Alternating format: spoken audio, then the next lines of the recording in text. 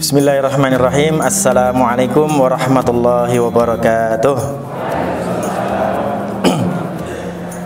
Hamdan na'imin, hamdan syakirin, hamdan yuafi ni'amahu wa yukafi'u mazidah. Ya Rabbana lakal hamdu kama yanbaghi li jalali wajhikal karimi wa 'azimi sultanik. Nashhadu an la ilaha illallah wa nashhadu anna Muhammadan 'abduhu wa rasuluh. Allahumma salli wa sallim wa barik ala rasulika wa 'abdika, ala rasulika wa nabiyyika wa 'abdika Sayyidina wa maulana Muhammadin wa ala alihi wa ashabihi wa man tabi'ahum ajma'in birahmatika ya arhamar rahimin. Ma'asyiral muslimin wal muslimat rahimakumullah, usini wa iyyakum bitaqwallah faqad fazal muttaqun. Hadzu qala Allah Ta'ala ya ayyuhalladzina amanu taqullaha haqqa tuqatih wa la tamutunna illa wa antum muslimun. Ya ayyuhalladzina amanu taqullaha wa qulu qawlan sadida yuslih lakum a'malakum wa yaghfir lakum dhunubakum wa may yuti'illaha wa rasulahu faqad faza fawzan 'azima. Fa inna asdaqal hadits kitabullah wa khairal hadi Muhammadin sallallahu alaihi wa alihi wasallam wa syarrul umur muhdatsatuha ala fa inna kulla muhdatsatin bid'ah wa kulla bid'atin dhalalah wa kulla dhalalatin finnar. Amma ba'd. Ma'asyiral muslimin wal muslimat, mari kita bersyukur pada Allah SWT pada kesempatan pagi hari ini kita bisa bertatap muka, berkumpul di tempat yang diberkahi Allah SWT.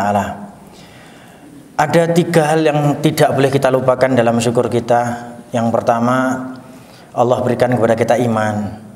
Yang kedua, Allah berikan kepada kita Islam. Iman sebagai satu dasar dari Islam yang sedang kita laksanakan. Islam itu ibarat syariah, iman itu ibarat akidah. Jadi akidahnya kuat, imannya kuat, syariahnya kuat, tinggal atasnya tuh, atapnya. Atapnya adalah al-jihad, atapnya adalah al-amru bil ma'ruf wan nahyu 'anil munkar. Barulah jadi sebuah bangunan kokoh yang kalau ada yang menyerang, ada orang mau nyerang Islam kita, nyerang iman kita, ada atap yang melindungi kita. Jadi bangunan kita ini bangunan yang sangat kuat. Kemudian yang kedua, bahwa kita ini berkumpul di tengah-tengah orang soleh. Saya di Solo itu Masya Allah ikut nausiai juga, ikut memberi tadzkirah juga mantan-mantan preman. Jadi kita ini punya satu punya jamaah khusus preman, Bu, Pak. Premannya banyak tatu-tatunan itu, tapi mereka pengen tobat gitu. Ada sebagian dari mereka yang kemudian ngomong sama kita, Ustadz, kita ini mau tobat tapi susah sekali. Loh, tobat tinggal tobat aja kok susah, saya bilang. Tapi Ustadz, kalau kita tobat, kita ini nggak bisa ngasih makan anak istri kita. Jadi kegiatan dia, pekerjaan dia itu sudah mengakar dan sudah menjadi mata pencaharian dia. Jadi kalau mau dilepaskan, nanti anak istrinya nggak bisa makan, anaknya nggak bisa sekolah. Ada yang sampai seperti itu. Maka ikhwati fillah rahimakumullah, kita syukuri nih, kita berada di ruangan yang tepat, kita berada bersama orang-orang yang soleh yang ada di sekitar kita. Bahkan sebagian ulama berkata, nadru wajhis salihina ibadah. Sampai ada orang ngomong seperti itu, melihat wajahnya orang soleh itu ibadah. Karena apa? Bisa menggugurkan dosa. Loh, kenapa bisa gugurin dosa? Karena kalau kita lihat orang soleh, kita jadi pengen ngibadah, kita jadi pengen tobat, kita jadi pengen istighfar terus gitu. Ini alhamdulillah kita mendapatkan satu kesempatan yang luar biasa, bertemu di sini bersama orang-orang soleh. Kita meningkatkan iman kita, meningkatkan Islam kita. Ma'asyiral muslimin rahimakumullah, pada kesempatan pagi hari ini insyaallah saya akan mengambil satu tema yang semoga bermanfaat untuk kita dan untuk saya secara pribadi. Ada satu ayat yang akan saya jadikan sebuah tema. Ayat ini berada di dalam surah Al-Ahqaf ke-15 ayat 15. Jadi saya ingin kita ini menegaskan peran dalam kehidupan kita. Peran Anda apa? Oh, sekarang ini saya menjadi seorang pedagang. tekuni peran itu sampai mati. Oh, saya ini menjadi seorang thalibul ilmi, menjadi seorang ustadz, tekuni peran itu, peran yang halal itu sampai mati. Jangan berubah. Itu maunya kita. Ya, kemudian umpamanya di antara kita ada yang menjadi petani, jadilah petani sampai mati. Tidak masalah. Tapi petani yang halal, petani yang syar'i, petani yang soleh. Bahkan nanti ayat ini juga ditujukan kepada mereka, orang-orang yang bekerja di luar sana. Mohon maaf bila mana ada pejabat, jadilah pejabat yang soleh, yang jujur sampai mati. Karena kalau ada sifat, ada karakter yang tidak soleh, ya, apalagi kalau orang tersebut sudah berumur 40 tahun, karakter tidak solehnya itu masih terlaksana, masih dilakukan, bisa jadi dia mati dalam kondisi karakter itu. Ayatnya jelas. Nah, ini insya Allah kita akan jadikan tema. Allah SWT berkata, A'udzubillahi minasyaitonirrajim, wa wassaynal insana biwalidayhi ihsana.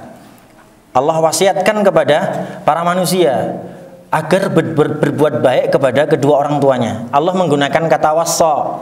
Wassa yusi. Apa artinya ini? Padahal kata wasiat itu biasanya kalau orang mau mati baru berwasiat kan gitu ya. Tapi di sini Allah menggunakan wawasaina, Allah yang berwasiat. Apa maksudnya ini? Nah, dalam kajian bahasa Arab, dalam kajian usul fikih, wassa adalah lafzun la yu'na illa fil amr, atau kalimatun la tu'na illal amr. Ini adalah sebuah kata yang kalau dipakai sama Allah dan Rasulnya, dipastikan kata tersebut merupakan sebuah perintah, walaupun tidak menggunakan fi'il amr. Fi'il amr itu kan kayak uktub, kul, itu kan makan, atau makanlah, minumlah, kul, washrab kan gitu. Atau apalagi ya, imshi, jalanlah kalian gitu. Sholli, sholatlah kalian itu. Jadi itu fi'il amr yang menjadi sebuah perintah. Nah, di sini ada sebuah lafadz, ya, lafadz yang kalau diucapkan oleh Allah dan Rasulnya, lafadz tersebut walaupun bukan menggunakan kata perintah, tapi perintah. Apa contohnya? Wassa. Apa contohnya? Amaro. Apa contohnya? Qadha, ya kan? Apa contohnya? Alaikum bi. Jadi kalau dalam sunnah, dalam hadis ada sebuah contoh, alaikum bi, alaikum bisidqi, fa inna sidqa yahdi ilal bir, wa innal birra yahdi ilal jannah. Alaikum bi ini bukan sebuah fi'il amr, bukan sebuah kata perintah, tetapi pasti perintah maknanya. Ya. Alaikum bisidqi, jujurlah kalian. Karena jujur itu membawa kepada kebaikan. Fa innal birra yahdi fa inna sidqa yahdi ilal bir. Wa innal birra, dan kebaikan itu yahdi ilal jannah, akan menunjukkan kepada Anda sebuah surga. Jadi ikhwati fillah, Allah menggunakan kata wassa yang bahkan kata perintah ini atau makna perintah ini lebih kuat daripada fi'il amr itu sendiri. Karena tidak bisa dimaknai kecuali perintah. Wassa itu artinya perintah. Pasti perintah. Apa kata Allah? Wa wassaynal insana biwalidayhi ihsana. Ente harus berbuat baik kepada kedua orang tua. Ente harus berbuat baik kepada kedua orang tua. Karena apa? Hamalathu ummuhu kurha wa wada'athu kurha. Karena memang ibu kamu pada saat mengandung kamu itu, ya Allah, sangat luar biasa, susah payah. Bahkan pada saat ibu kamu akan melahirkan kamu, ini bukan anak kecil ya. Perintahnya bukan untuk anak kecil ya. Bukan cuma untuk anak, untuk Anda, untuk kita, untuk orang-orang yang sudah dewasa ini. Semua manusia itu berarti kecil, besar, dewasa, bahkan tua. Ente sudah berumur 60 tahun pun kena ayat ini. Apa kata Allah? Ente harus berbuat baik kepada kedua orang tua. Karena apa? Ente harus ingat ibu kamu mengandung kamu sangat luar biasa payahnya. Bahkan pada saat orang tua kamu atau ibu kamu itu melahirkan kamu, melahirkannya juga dalam kondisi sangat susah payah. Wa wada'athu kurha wa hamluhu wa fisaluhu 30 syahra. Kemudian mengandungnya, kemudian menyapehnya itu kalau digabung-gabung 30 syahra, 30 bulan. Hatta idza balagha ashuddah, sampai kemudian si manusia itu, manusia yang dilahirkan tadi, ketika manusia dilahirkan kemudian disapeh tadi, kata Allah SWT, tiba-tiba sudah masuk umur dewasa, sudah bisa berpikir dengan baik. Wa balagha arba'ina sanah, kemudian orang tersebut masuk umur 40 tahun. Ini yang harus menjadi entry point kita. Ketika orang itu sudah masuk umur 40 tahun. Siapa orang itu? Kita, manusia yang dilahirkan oleh orang tua, yang dilahirkan oleh ibu. Apa kata Allah? Hatta idza balagha ashuddahu wa balagha arba'ina sanah. Ketika manusia itu sudah mulai berpikir dewasa, ketika kemudian manusia itu sudah masuk umur 40 tahun, qal. Apa kata Allah? Bahwa manusia itu harus bisa berkata. Ya, bahwa manusia itu harus bisa berkata. Berkata gimana? Ini yang kemudian kita jadikan masukan sebagai tazkirah buat kita semua nih. Orang yang sudah berumur 40 tahun harus punya karakter berikut ini. Ini harus jadi karakter, harus jadi sifat hariannya, sifat setiap detiknya. Apa? Yang pertama, qala, manusia itu harus bisa berkata. Manusia yang sudah berumur 40 tahun itu harus berkata apa? Auzi'ni rabbi auzi'ni an ashkura ni'mataka allati an'amta 'alayya wa 'ala walidayya. Itu karakter pertama itu. Umur 40 tahun orang harus bisa ngomong kepada Allah, ya Allah, tolong berikan kepadaku kemampuan agar aku bisa mensyukuri nikmat yang Kau berikan kepadaku dan juga nikmat yang Kau berikan kepada kedua orang tuaku. Jadi umur 40 tahun, Pak. Umur 40 tahun harus pandai-pandai bersyukur. Kenapa? Kalau tidak bisa bersyukur, matinya kufur. Kok tiba-tiba mati kufur, Tat? Nanti ada hadisnya. Saya akan gabungkan, saya akan korinahkan, saya akan gabungkan dengan hadis yang lain, dengan dalil yang lain. Nanti kalau umur 40 tahun nggak bisa bersyukur, Pak, mati ini kufur. Lawan kata dari syukur adalah kufur. Nanti kalau kita tidak bersyukur pada umur 40 tahun, maka matinya bisa kufur. Ustadz, saya ini terbiasa bersyukur sebelum umur 40 tahun, bagus, tidak apa-apa. Ustadz, saya terbiasa bersyukur sejak kecil. Saya dibiasakan mengucapkan alhamdulillah oleh orang tua kepada saya. Bagus, tingkatkan. Dan jangan sampai hilang sampai kamu umur 40 tahun. 40 tahun wajib ada. 40 tahun itu kalau sampai orang tidak bisa bersyukur, dia pasti mati kufur. Ini ngeri. Nanti kita akan sampaikan dalilnya. Ya, kita akan sampaikan dalilnya. Jadi karakter pertama adalah bersyukur kepada Allah atas nikmat yang diberikan Allah kepada Anda dan juga nikmat yang diberikan Allah kepada kedua orang tua. Wa ala walidayya. 40 tahun masih berpikir cetek, masih berpikir sumbu pendek, sidik-sidik nesu, sidik-sidik ngersulo, lupa dengan Allah. Bahwasanya Allah Subhanahu wa taala memberikan segalanya kepada Anda. Ente kafir tetap dikasih oksigen sama Allah tuh. Ente marah sama Allah, ente gersulo sama Allah, Allah kasih itu oksigen kepada Anda. Anda diberi itu pinjaman nyawa oleh Allah SWT. Dan Allah tidak nagih itu sebenarnya. Tapi saat Anda beriman, Anda pun dikasih oksigen, dikasih nyawa juga, dipenjemi nyawa juga, dipenjemi tubuh juga itu. Allah nggak nagih itu, nagihnya nanti di akhirat. Ente buat apa itu? Ente buat apa itu seluruh tubuh yang aku pinjamkan kepada ente itu? Kata Allah SWT kepada manusia. Kullun ulaika kana anhu mas'ulah, kata Allah SWT. Semua tubuh kita, mulai dari mata, mulai dari telinga, mulai dari seluruh tubuh kita nih akan dimintain pertanggungjawaban oleh Allah SWT. Maka ikhwati fillah rahimakumullah, karakter pertama apa? Syukur. Syukur. Dikit-dikit harus syukur. Kata Rasulullah SAW, ajaban li amril mu'min. Istimewa sekali itu. Istimewa sekali itu kehidupan orang-orang mukmin tuh. Ketika Allah berikan sesuatu yang agak lapang, sesuatu yang lapang, dia akan bersyukur. Ketika Allah kemudian berikan sesuatu yang kurang lapang, kurang menyenangkan, agak menyesakkan, bahkan menyesakkan, apa yang terjadi? Dia akan bersabar. Sayap kanannya namanya syukur, sayap kirinya namanya sabar. Dua sayap mengepak untuk bisa terbang ke dalam surganya Allah. Ente nggak punya syukur, nggak punya sabar, nggak bisa terbang. Punya syukur tok nggak bisa sabar, nggak bisa terbang. Punya sabar tok nggak punya syukur, nggak bisa terbang. Wa minan nasi man ya'budullaha ala harfin. Ada orang yang ketika menyembah Allah itu dengan cara harf, dengan cara sebagian aja. Yang enak-enak tok dia pengen mendapatkan dari Allah SWT. Tapi yang susah-susah dia nggak mau gitu. Dia maunya ngepakkan satu sayapnya namanya syukur tok, nggak mau sabar, nggak akan terbang surga itu orang. Jadi ada banyak manusia yang seperti itu. Ketika dia ingin mendapatkan surga, mendapatkan keenakan, kenyamanan di surga, dia juga pengen di dunia itu enak-enak saja. Tidak akan mungkin bisa. Karena apa? Ad-dunya makanul ibtila. Karena dunia itu adalah tempatnya manusia untuk diuji. Tidak ada manusia enak terus. Hatta orang kafir pernah dia mendapatkan, hatta orang kafir yang katanya enak-enak, dia tetap pernah mendapatkan sesuatu yang menyusahkan dia. Ya kan, cuman bedanya kalau orang kafir itu dicurge, ya, diistidrot, ya, dicurge sama Allah SWT dengan berbagai macam kenikmatan, dengan berbagai macam kelapangan sampai dia mati dalam kelapangan itu. Jadi Allah nggak akan ngampuni dosa-dosa mereka karena kekafiran mereka dan juga kemusyrikan dia. Itu naudzubillah min dzalik. Maka ikhwati fillah rahimakumullah, karakter pertama kita harus banyak syukur. Karena kalau kita nggak bersyukur, kita akan mati dalam keadaan kufur. Apa kata Rasulullah SAW? Man syabba ala syai' syabba alaih, wa man syabba ala syai' mata alaih, wa man mata ala syai' husyira alaih. Ini dalilnya nih.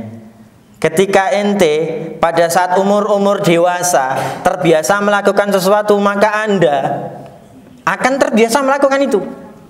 Terbiasa sholat, terbiasa syukur, terbiasa ngucap alhamdulillah, terbiasa kalau dalam kondisi susah payah ente mengucapkan astagfirullah umpamanya, subhanallah umpamanya, masya Allahu fa'ala wa qadara, ya Allah memang ini semuanya sudah kau berikan, sudah kau takdirkan. Dalam kondisi susah ente terbiasa ngomong seperti itu. Dalam kondisi lapang ente terbiasa ngucap syukur, alhamdulillah dan lain sebagainya. Itu kebiasaan. Kalau orang sudah mulai terbiasa dengan seperti itu sampai masa dewasanya dia berbuat seperti itu, syabba alaih, maka dia akan berada dalam kondisi kebiasaan itu. Dan orang yang berada di dalam kondisi kebiasaan itu, wa man syabba ala syai' mata alaih, maka orang tersebut akan mati di atas kebiasaan itu. Orang tersebut akan mati di atas kebiasaan itu. Saya terbiasa syukur, ente akan mati dalam kondisi syukur tuh. Ente mati dalam kondisi ngersulo. Kenapa? Karena biasanya ente ngersulo. Saya mati dalam kondisi bertani, Pak. Bisa aja bertani macul sana sini. Pas macul biasanya setiap kali macul, satu kali macul subhanallah, satu kali macul Allahu Akbar, satu kali macul lagi masya Allah, satu kali macul lagi Allahu Akbar lagi, masya Allah. Apa yang terjadi? Mati dalam kondisi zikir kepada Allah, dalam kondisi bertani. Bisa jadi kebiasaan? Bisa. Ustaz, saya seorang pemasak, saya seorang ibu rumah tangga, saya seorang ibu dapur, tidak masalah. Beberapa riwayat mengatakan setiap kali ada sahabiah Nabi yang memasak untuk para suaminya, para sahabiah itu saat menguleni, apa itu menguleni? Apa ya? Menguleni. Apa ya menguleni? Apa ya nggawe roti terus duwek-wek ngono lho apa jenenge? Yang nguleni gandum, nguleni tepung itu sambil subhanallah. Masya Allah. Maka kemudian masakan istri yang diberikan kepada suaminya, masakan istri, masakan seorang ibu yang diberikan kepada anaknya, masakannya itu penuh dengan ruqyah syar'iyyah. Iya kan? Beda dengan masakan yang dimasak sama orang-orang di luar sana. Tidak tahu masaknya pakai subhanallah atau enggak. Ngegek ketika masak mereka menggunakan piye to iki? Wah, kalimat-kalimat binatang semua keluar gitu kan, jadi kebun binatang nanti jadinya. Nauzubillah min dzalik. Maka alhamdulillah ikhwati fillah, dalam sebuah saya punya penelitian ya kecil, penelitian kelas. Jadi kamu kalau makan itu biasanya makannya di mana kalau di rumah? Beberapa anak menjawab, saya kalau makan dimasakin ibu saya. Terus ada anak kecil lagi kelas 1 MTS, kelas 1 mualimin, kelas 1 pondok pesantren itu.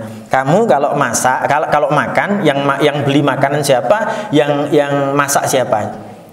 Ikhwati fillah, antum ketahui ya, dari sedikit penelitian ini apa yang dikatakan?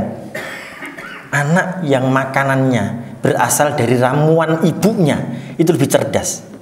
Zakirahnya lebih kuat. Hifadznya lebih kuat. Antum saksikan tuh. Antum tanya aja itu, mungkin di Salman ini atau mungkin antum seorang guru, ya kan? Antum seorang guru berada di dalam sebuah sekolah, ya kan? Tes saja kecil-kecilan kepada anak-anak di dalam kelas. bedakan makanan, bedakan anak yang ketika makanannya itu beli dari luar dan makanan yang ketika dimasakkan sama istri Anda atau dimasakkan oleh ibunya sendiri. Demi Allah saya katakan, penelitian ini mengatakan anak yang makan dari makanan hasil racikan ibunya lebih cerdas. Monggo, maka banyak sekali orang tua kita, orang-orang tua kita ngopo to jajan terus neng jopo, wong neng omah enek manganan, enek panganan, kan gitu tuh. Sampai kemudian suara kereta api aja jadi sebuah nasihat buat kita, jojajan, kan gitu tuh. Itu orang tua dulu gitu kan. Kepada kita ceritanya gitu itu. Sekarang apa ada yang seperti itu? Orang tua milenial sekarang jangan kalah tuh sama orang tua zaman jadul, ya kan, zaman baula dulu. Jadi model pendidikan mereka tuh luar biasa, luar biasa fokus itu, intens sekali. Hampir semua lini yang ada di dalam keluarga itu pendidikan. Bangunkan anak yo pendidikan, nyuruh anak sholat yo pendidikan, nyuruh ngajar ngaji anak yo pendidikan. Itu Masya Allah, nyuruh sholat yo pendidikan, nyuruh makan aja pendidikan itu. Ayo mangan leh, rasa jajan. Itu pendidikan orang tua kepada kita. Jadi Masya Allah, ikhwati fillah, kalau orang punya kebiasaan baik maka dia akan mati dalam kondisi baik. Apa kata Rasulullah? Wa man mata ala syai'in husyira alaih. Dan orang yang mati di atas sesuatu kebiasaannya tadi, maka dia akan dimahsyarkan, dia akan dikumpulkan bersama orang-orang yang sama dengan dia dan juga bersama dengan amalannya saat dia mati. Na'udzubillah kalau amalan kita buruk.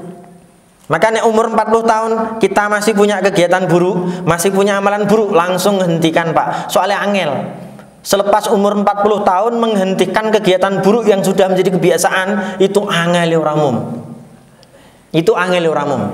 Maka segera hentikan dari sekarang, ciptakan pendidikan-pendidikan yang membiasakan perbuatan baik untuk anak-anak kita itu. Sampai kemudian dia dewasa, sampai kemudian dia 40 tahun, sampai dia mati dia punya kegiatan itu. Saya punya seorang kawan kaya raya. Kawan saya ini 3 orang di Solo. Kebetulan ketemu sama kita. Kemudian Ustadz, saya pengen mendirikan pondok pesantren. Saya pengen mendirikan pondok pesantren tahfidzul Quran. Dan 2 minggu yang lalu sebelum saya ke sini, saya mendirikan pondok pesantren itu, ikut meresmikan. 3 orang ini kiai semua itu, kaya semua itu, pengusaha semua itu. Satunya udah mati. Matinya kemarin ketika kena COVID. Lah, beberapa tahun sebelum COVID, jadi 2 tahun 3 tahun yang lalu kita kumpul bareng, Ustadz, ayo kita mendirikan pondok pesantren. Ayo, bismillah, wah saya semangat. Al-Quran gitu kan, Al-Quran, pendidikan Islam, saya semangat gitu. Alhamdulillah selesai, kemudian tinggal bangunannya. Konsepnya udah selesai, sudah dilaksanakan, tinggal bangunannya. Kata orang ini, kata yang meninggal ini, Ustadz, nanti saya yang bertanggung jawab urusan gedung. Jadi saya akan bangun gedung 3 lantai untuk untuk sekolahnya, samping masjid pas gitu. Insya Allah setelah itu nanti kita akan resmikan bareng-bareng. Insya Allah, saya husnuzan kepada Allah, insya Allah kita bisa. Saat itu dia cuma punya uang 1,8 miliar. Gedung itu direncanakan 8 miliar. Dan apa yang terjadi? Gedung itu diresmikan dengan uang 8 miliar, selesai. Saya disuruh meresmikan, saya disuruh ngisi tausiah, selesai. Orang itu sudah meninggal. Saat meninggal, gedung itu akan diresmikan. Ikhwati fillah, orang itu meninggal dalam kondisi berwakaf. Orang itu meninggal dalam kondisi berwakaf. Karena orang-orang itu bersaksi kepada dia. Teman-teman kita bersaksi kepada dia, Ustadz, orang ini kalau nggak ngamal, bahasa Jawa loh ya. Orang ini kalau nggak ngamal itu bahasa Jawa, bahasa Indonesia sedekah. Orang ini kalau nggak sedekah tangannya gatel. Masya Allah, 8 miliar Pak. 8 miliar itu nggak punya duit, dia cuma punya uang 1, sekian miliar. Kemudian beberapa mobil pribadinya dia jual untuk membangun gedung itu. Dan jadi gedung untuk tahfidzul Quran, untuk pondok pesantren. Sekarang udah jadi dan sudah dipenuhi oleh santri-santri. Masya Allah, luar biasa. Mati dalam kondisi berwakaf. Apa yang akan terjadi? Dia mati dalam kondisi berwakaf, dia mati dalam kondisi bersedekah, dia mati akan dikumpulkan bersama orang-orang bersedekah, dan dia mati bersama amalannya ketika dia bersedekah. Allahu Akbar. Itu luar biasa. Ini kalau orang terbiasa sedekah, dia akan mati dalam kondisi bersedekah. Ente, na'udzubillah min dzalik, jamaah sini jangan sampai ada yang punya perbuatan buruk yang sampai terbawa saat tua nanti. Umur 40 tahun Pak, Bu, 40 tahun itu ibarat sebuah gapuro. Ngertos gapuro nggih? Saya datang dari Solo. Ketika memasuki Karanganyar itu ada gapuro. Selamat datang Karanganyar, selamat tinggal Solo, gitu kan? Itu sudah peringatan. Ini udah sampai Karanganyar loh. Siap-siap, ente mau nemui direktur. Ayo segera cepat-cepat tuh bajumu harus diperbaiki. Kan gitu tuh. Tuh siap-siap tuh kamu akan nemui orang yang kamu kasihi, yang kamu sayangi. Cepat-cepat tuh, ojo ngantek mukanya semrawut, ojo ngantek mukanya berminyak umpamane. Piye carane ben glowing umpamane kan? Apa yang terjadi? Dia akan siap-siap itu. Dia akan siap-siap. Itu padahal perjalanan duniawi. Pertanyaannya ini perjalanan ukhrawi, perjalanan dunia menuju akhirat. Allah berikan tanda gapuro yang bernama 40 tahun. Demi Allah saya katakan, ente cari, ada nggak umur selain 40 tahun yang dikisahkan di dalam Al-Quran, yang disebut oleh Allah SWT dalam Al-Quran? Nggak ada. Demi Allah nggak ada. Yang ada hanya 40 tahun. Fal arba'una huwa as-sinnul wa'idah alladzi khassaha al-Qur'an bi du'ain mumayyiz. Ini kata Imam Ibnu Katsir. Tidak ada satupun, ya, tidak ada satupun umur yang disebut di dalam Al-Quran kecuali 40 tahun. Dan 40 tahun ini langsung disebut sama Allah dengan doa yang sangat istimewa. 40 tahun itu berarti gapuro tuh. Gapuro. Ente udah mau nyampe itu. Ente udah mau nyampe garis finish tuh. Udah mau mati maksud saya. Udah mau mati, hati-hati itu. Ente punya kegiatan baik, teruskanlah. Ente punya kegiatan buruk, hentikanlah. Ganti dengan perbuatan baik. Kenapa sampai seperti itu? Itu gapuro itu. Karena ya Rasulullah sendiri umurnya 40 tahun. Ya kan? Rasulullah sendiri umur 40 tahun diangkat jadi nabi. Setelah itu Rasulullah SAW meninggal di umur 60 tahun. Ya memang seperti itu umur kita tuh. Apa kata Rasulullah SAW? Inna min a'mari ummati ma baina sittina was sab'in. Sesungguhnya umur umatku tuh paling cuma 60 tahun, 70 tahun. Pak, Bu, jenengan umurnya pinten, Pak? 40 tahun. Oh, jaman, 20 tahun meneh. Pak, Bu, jenengan umurnya pinten? 60 tahun. Oh, gede 2 tahun loh, hati-hati loh. Gede 2 tahun loh. Itu tanda, Pak. Umur yang mengerti hanya Allah SWT. Tetapi Allah memberikan tandanya kepada kita. Dan tanda itu digunakan oleh Allah SWT agar kita waspada. Kayak gapuro loh, Pak. Iki wis tekan Karanganyar, iki wis tekan Solo, iki wis tekan Surabaya, iki wis tekan Jakarta. Hati-hati, kamu mau turun. Siap-siap kamu mau turun. Siap-siap le, ente mau mati, mau bertemu dengan Allah. Perbaiki itu bawaan-bawaan Anda. Perbaiki itu berbagai macam yang harus Anda bawa. Itu perintah Allah dan Rasulnya. Apa kata Rasul? Inna min a'mari ummati ma baina sittina was sab'in. Umur umatku itu antara 60 tahun, antara 70 tahun. Wa aqalluhum man yujawwizu dzalik. Wa fi riwayatin wa aqalluhum man yajuzu dzalik. Sangat sedikit orang yang kemudian melampaui umur 60 tahun. Sedikit banget. Ada, Pak, orang yang umurnya 200 tahun. Ora enek. Ada, Pak, orang yang umurnya 150 tahun. Waduh, jarang banget orang enek. 1 dari 1000 orang. Ya karena memang umur Nabi kita, mewakili umatnya. Ini umurnya umat Nabi Nuh ya 1000 tahun, ya 1000 tahun tuh rata-rata gitu. Kita 60 tahun, karena apa? Karena Nabi kita juga 60 tahun. Tapi saat nyatanya ada yang umur 30 tahun udah meninggal. Ya memang takdirnya begitu. Tapi kan nggak ada orang umur 1000 tahun. Nggak ada orang umur 200 tahun.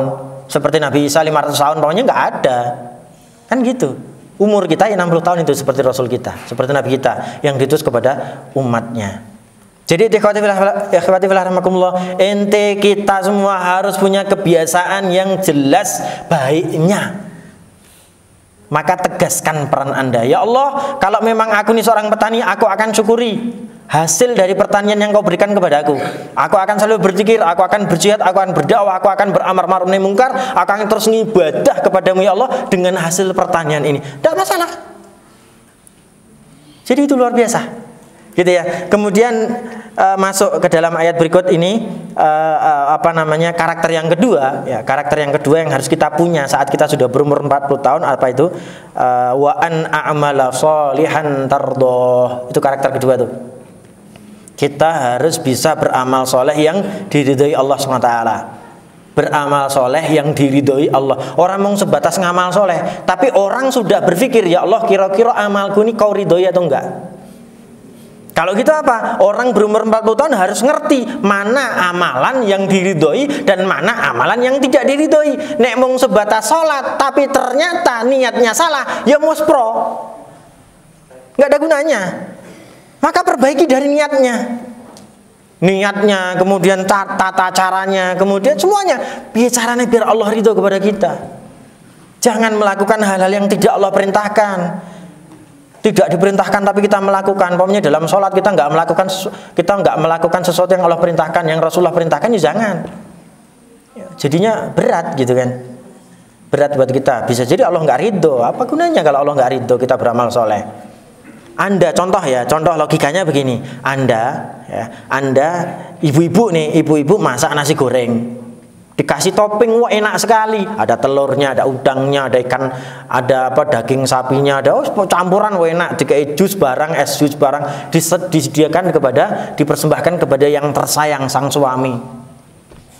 Saat dilihat sama suami, wah indah sekali, toppingnya luar biasa. Tapi di sekitar nasi goreng tuh ada ular kecilnya. Apa jenis? Singgat. Kira-kira Pak, sang suami mau makan itu enggak? Enggak mau. Sebagus apapun amalan, kalau ada kotoran Allah nggak terima itu. Sama dengan itu kan, sebagus apapun makanan yang Anda persembahkan kepada orang yang tersayang, kalau makanan itu ada kotorannya, demi Allah nggak akan dimakan.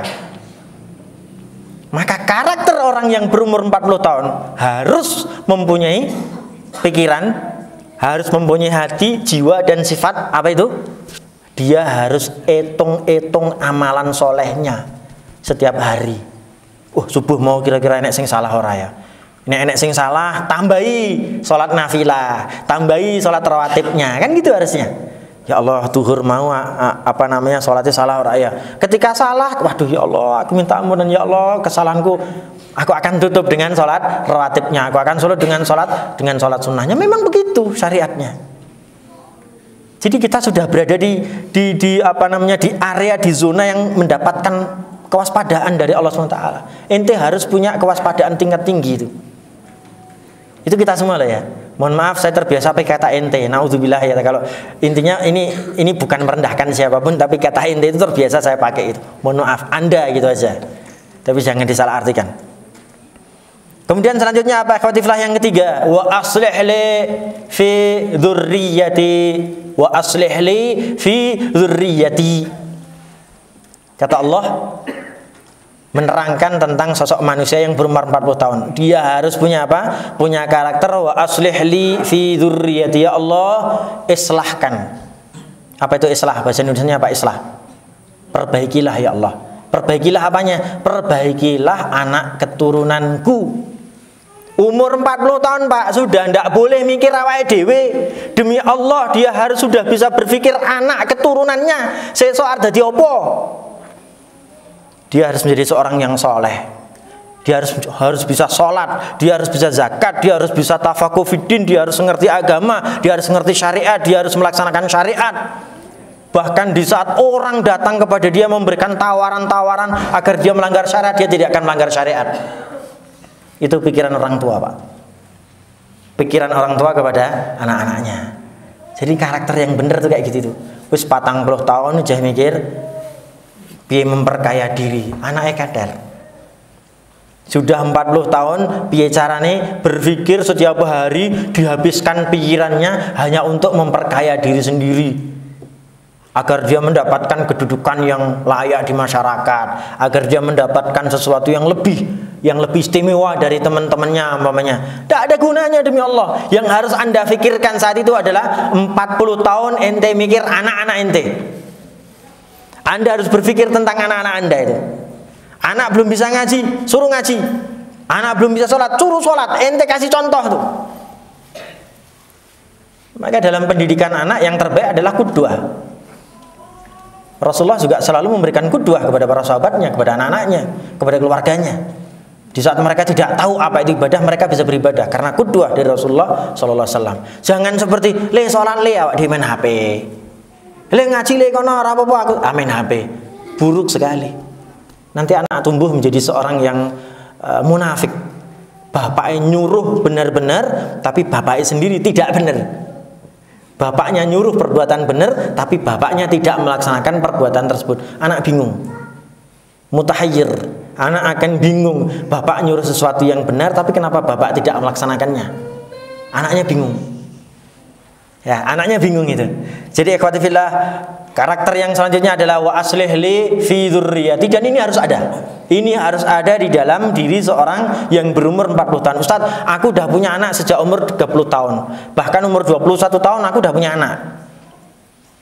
Bagaimana kalau saat itu aku sudah berpikir bahwasanya aku berpikir anakku harus menjadi anak yang soleh? Bagus, teruskan.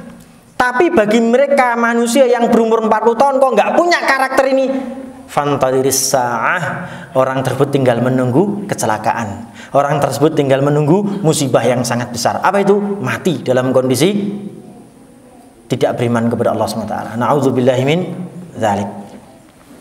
Selanjutnya apa ikhwati fillah? Inni tubtu ilaika. Ini karakter berikutnya. Orang berumur 40 tahun harus bisa bertobat. Harus bertobat. Bukan bisa lagi, harus bertobat. Nggak bertobat pada saat itu susah mau bertobat. 40 tahun Pak. Ini tubtu, tobat kembali kepada Allah SWT dari berbagai macam perbuatan buruk. Jangan sampai tidak bertobat kepada Allah SWT. Bahkan banyak sekali kok para ulama, mohon maaf ya, ada ada seorang ulama besar ya. Ini ada seorang ulama besar namanya Imam Syafi'i rahimahullah ta'ala. Saat itu apa sih perbuatan maksiatnya Imam Syafi'i? Apa ya? Apa Imam Syafi'i itu berbuat sesuatu yang melanggar syariat Allah besar-besar? Enggak juga. Ini contoh lah ya, Imam Syafi'i dalam bertobat agar dia kembali mendapatkan hafalan yang sangat kuat, agar zakirahnya itu kuat. Ternyata apa? Jadi Imam Syafi'i ini mengeluhkan sesuatu kepada gurunya bernama Waqi'. Syakautu ila Waqi'in an su'a hifdzi. Aku mengeluhkan sesuatu kepada Waqi', guruku namanya Waqi'. An su'a hifdzi, tentang buruknya hafalanku. Itu kata Imam Syafi'i. Fa arsyadani, kemudian guruku ngomongnya singkat sekali. Guruku memberitahu kepadaku sesuatu. Fa arsyadani, dia memberiku petunjuk sesuatu. Apa petunjuknya? Ila tarkil ma'asi. Dia cuma ngomong kepadaku tinggalkan maksiat. Imam Syafi'i bingung, apa maksiatnya? Mungkin kita maksiatnya gede-gede ya, tinggalkan tuh segede apapun maksiat segera tinggalkan. Imam Syafi'i apa coba maksiatnya? Dia itu makan kurma melebihi yang biasa dia makan. Biasanya 3, biasanya 7, dia lebih dari itu. Oh, ternyata ini toh yang membuat saya menjadi susah hafalannya. Akhirnya dia kembali kepada makanan cara Rasulullah, cara makan Rasulullah SAW. La ilaha illallah Muhammad Rasulullah. Makan melebihi jatahnya, bukan melebihi jatahnya ya, melebihi yang biasanya dia lakukan, sampai membuat dakiranya menjadi kurang gitu. Gara-gara apa Pak? Makanannya nggak merebut makanan orang lain, makanannya tidak merebut milik orang lain, tidak nyuri, tidak. Makanannya melebihi dari yang biasa dia makan. Saking mungkin hafalannya menguras tenaga yang tinggi, dia pengen makan yang nggak banyak gitu loh. Ternyata kebanyakan makan menjadi perbuatan maksiat yang kemudian melemahkan pikiran. Masya Allah. Kalau kita apa? Maksiat kita apa? Segera tobat kepada Allah SWT. Karena tobat kepada Allah mencerdaskan seseorang. Kembali kepada Allah mencerdaskan seseorang. Anda kalau tobat kepada Allah, apa yang terjadi? Anda akan menjadi orang yang mempunyai jiwa yang sangat tajam. Ya, Anda kalau kembali kepada Allah, pikiran Anda akan menjadi lebih tenang. Orang yang lebih tenang, pikirannya tajam. Orang yang pikirannya tenang, kehidupannya aman, tentram, jiwanya menjadi mempunyai firasat yang tinggi. Ya kan? Wattaqi firasatal mu'min. Bahkan kita disuruh takut sama firasatnya orang-orang mukmin. Kita waspada itu. Firasat seorang mukmin itu banyak benarnya. Ya, salah satu dari syarat firasat mukmin yang bisa diwaspadai adalah ketika orang yang berfirasat itu selalu qanaah, selalu zuhud. Kalau dia makan melebihi jatahnya, makan melebihi sesuatu yang menjadi kebiasaannya, itu sudah nggak mungkin bisa berfirasat dengan baik. Masya Allah. Kita makan sak piring nambah meneh. Tapi ya memang sudah jadi kebiasaan. Terus gimana lagi Ustaz? Saya kalau nggak makan banyak-banyak nggak kuat. Apalagi saya macul. Saestu Pak. Nah, bagi para thalabul ilm, bagi para pencari ilmu, Anda harus betul-betul waspada nih dalam masalah makan itu. Karena terus terang ini bisa mempengaruhi zakirah, bisa mempengaruhi hafalan. Yang lain Ustaz, ya makan biasa aja enggak apa-apa. Kalau memang itu kebutuhan Anda, makanlah sesuai kebutuhan Anda. Yang penting jangan makan sesuatu yang haram atau yang makruh, bahkan yang mubah aja kalau berlebihan mengalahkan sesuatu yang halal itu bisa berakibat buruk dan fatal untuk kita. Mubah itu boleh. Kita makan makanan yang mubah itu boleh, makan tahu, makan tempe boleh, tapi nek makannya kebanyakan ya perutnya sakit. Kalau makannya kebanyakan nggak mau sholat. Udah capek ya kan, makan banyak ngeleker tidur ya kan, sholatnya ketinggalan.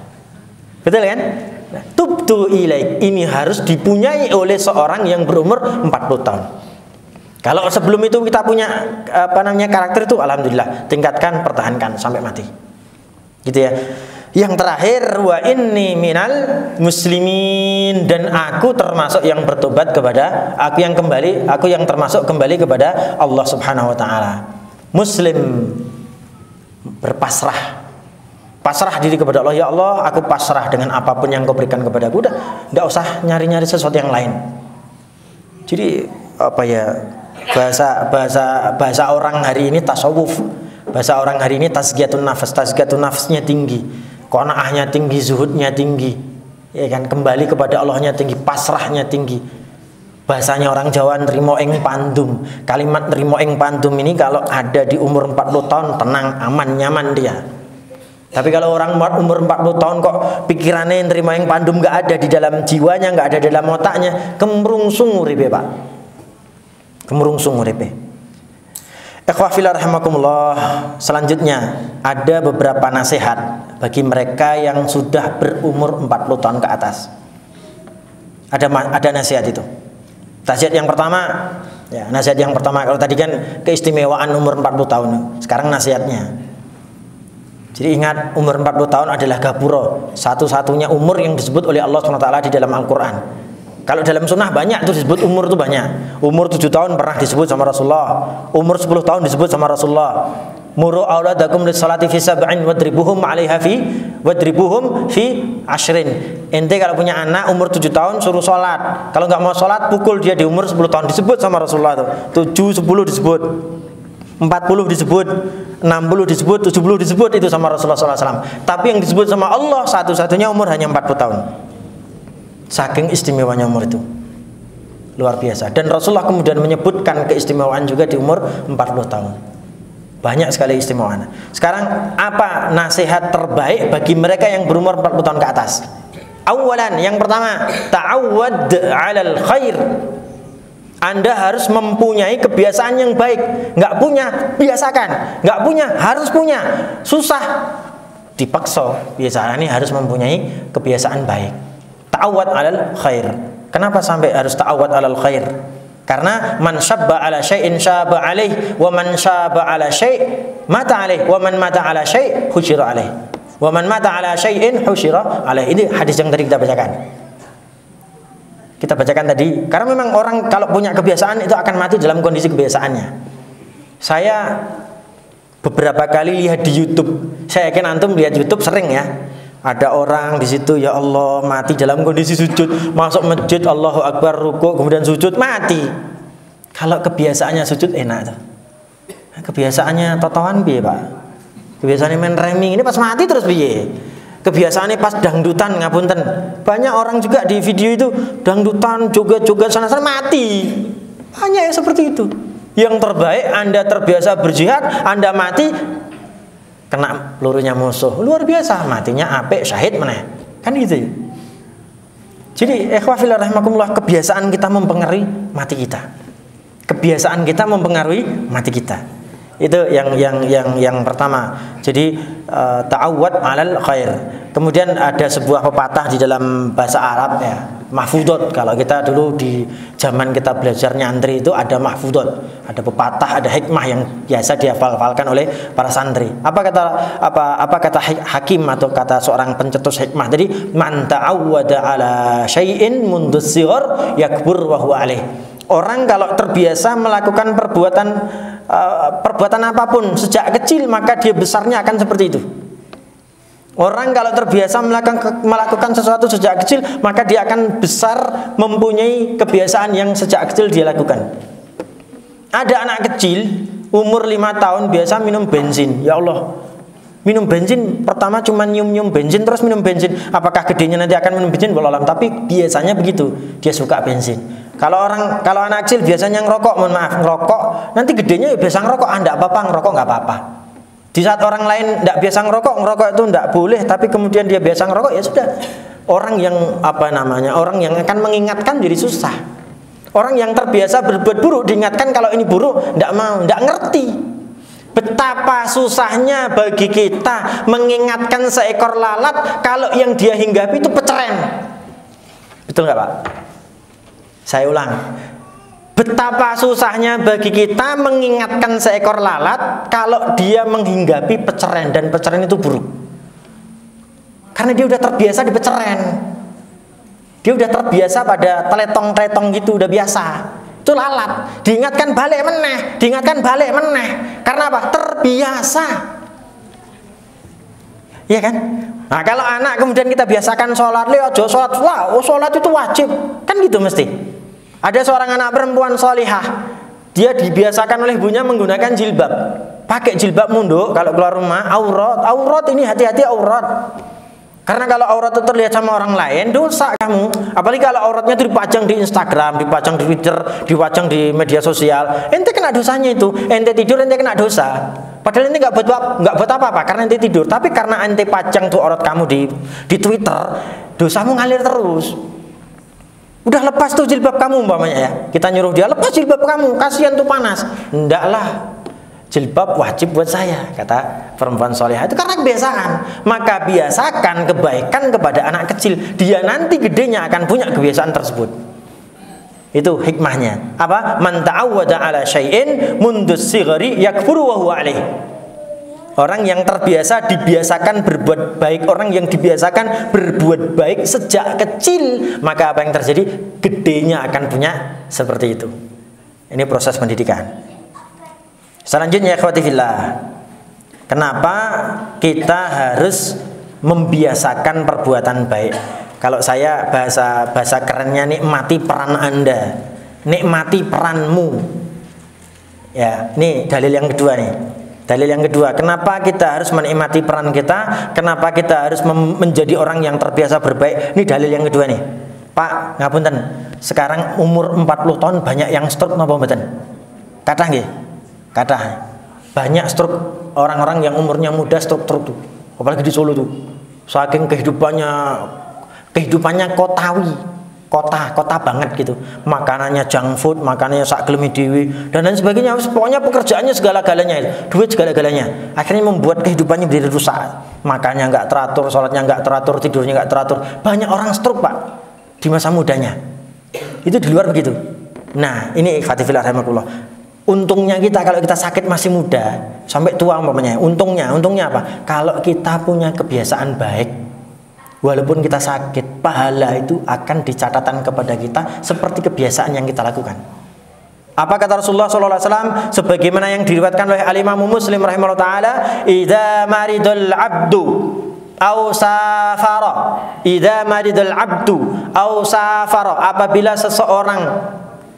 seorang hamba, apabila seseorang itu sakit, atau apabila seseorang itu sedang bersafar, kutiba lahu mithlu ma kana ya'malu muqiman sahihan, maka orang tersebut tetap akan mendapatkan pahala sebagaimana saat dia melaksanakan perbuatan baik tersebut saat dia sehat dan saat dia tidak sedang bersafar.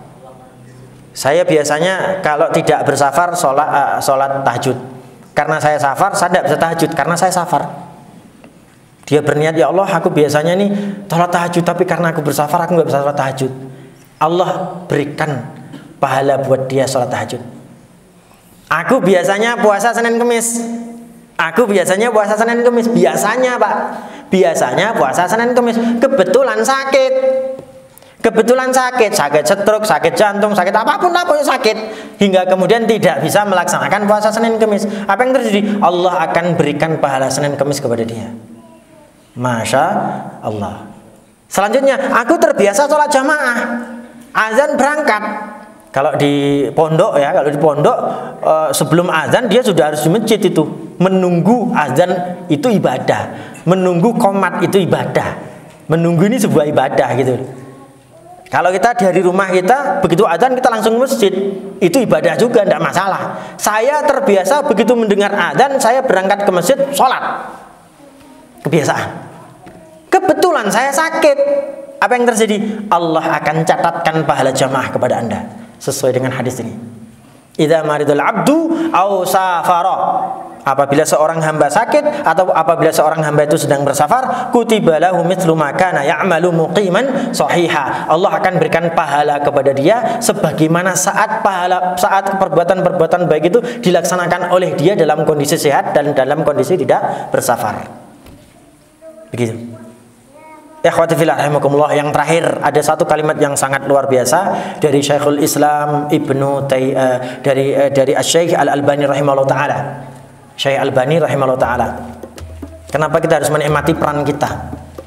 Kenapa kita harus fokus dengan perbuatan baik kita? Jadi petani ya monggo, yang soleh. Mau jadi pejabat ya monggo, yang soleh. Menjadi guru ya monggo, yang soleh menjadi thalibul ilmi ya monggo. Semua yang soleh sampai mati. Apa kata Al-Imam Al-Albani? Beliau mengatakan begini, at-tariqu ilallahi tawilun. Jalan menuju Allah itu panjang banget.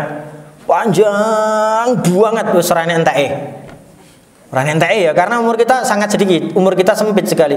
Panjang jalan yang kita lewati. At-tariqu ilallahi tawilun wa nahnu namdi fihi kas-sulahfa. Sedangkan perjalanan kita, cara jalan kita, teknisnya jalan kita itu seperti apa? Seperti kura-kura.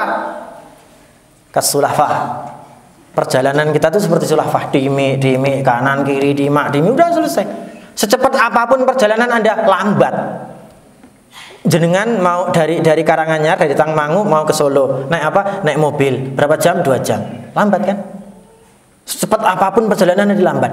Jalannya Allah itu sangat jauh sekali. Jauh banget. Maka apa kata beliau? Laisatil ghayatu an nasila li nihayatit tariq. Ubah visimu jangan aku pengen cepet-cepet itu sampai akhir, tidak akan bisa. Aku pengen mendapatkan garis finish itu, pengen segera finish, nggak akan bisa. Jalannya Allah masih terlalu jauh. Jalannya jauh, umurnya pendek. Jalannya jauh, umurnya pendek. Cara jalannya rima-rimi, ora bakal cukup. Nek pengen cepet ya naik buruk. Neng lak jenengan buatan Nabi Muhammad toh. Naik buruk itu pun Nabi Muhammad khusus kok. Nggak setiap hari naik buruk. Kan gitu toh. Jalannya jauh, cara jalanmu rima-rimi, umurmu nggak sempat, umurmu nggak nyampe, waktunya nggak nyampe. Maka visinya harus berubah. Apa visinya visi hidupnya harus kita berubah itu. Kita harus rubah itu visi hidupnya. Apa visinya kita? Laisatil ghayatu an nasila li nihayatit tariq. Visi hidup kita bukan untuk mencapai garis finishnya, walakinnal ghaya an namuta wa nahnu 'ala tariq. Visi hidupnya adalah kita mati berada di jalur yang tepat. Itu Pak. Kita mati berada di jalur itu. Di jalurnya Allah tadi, di jalannya Allah. Sholat jalur Allah, bekerja halal jalur Allah. Sampai kita mati di situ. Maka nikmati peran Anda. Apa? Nikmati peran Anda. Jangan sampai kita keluar jalur. Karena kita mau dapat untuk mencapai garis finish nggak akan sampai itu. Kita nggak akan pernah mendapatkan garis finish karena tadi ke berbagai macam kelemahan yang kita miliki. Ma'asyiral muslimin rahimakumullah. Ini tazkirah yang saya berikan kepada Anda semua. Semoga bermanfaat untuk Anda semua dan saya secara pribadi Biasanya ustadz bahas akidah, biasanya ustadz bahas fikih, saya bahas tasawuf, saya bahas tazkiyatun nafas. Tidak apa-apa ya. Semoga bermanfaat dan semoga mencerahkan hati kita semua agar kita menjadi orang-orang yang soleh ilal mamat, sampai kita mati dan kita bertemu dengan Allah SWT dalam kondisi mempunyai banyak hal yang baik. Amin ya rabbal alamin. Demikian yang dapat saya sampaikan. Biasanya ada sesi pertanyaan atau tidak? Kalau tidak, saya cukupkan sekian. Cukup ya? Terima kasih Bapak Ibu sekalian atas perhatiannya. Saya minta maaf bila banyak salah kata. Mohon maaf, cara saya menyampaikan seperti ini keras, kasar. Ya karena kalau mau lembut-lembut, jenengan malah do melayu. Wong aku bukan lembut. Mesake, nah aku lembut malah do melayu. Ngapunten, barakallahu fikum ajmain. Subhanakallahumma bihamdika asyhadu an la ilaha illa anta astaghfiruka wa atubu ilaik. Assalamu alaikum warahmatullahi wabarakatuh. Nabi Allah, Allahumma salli ala Muhammad Rasulillah. Allahumma salli ala Muhammad.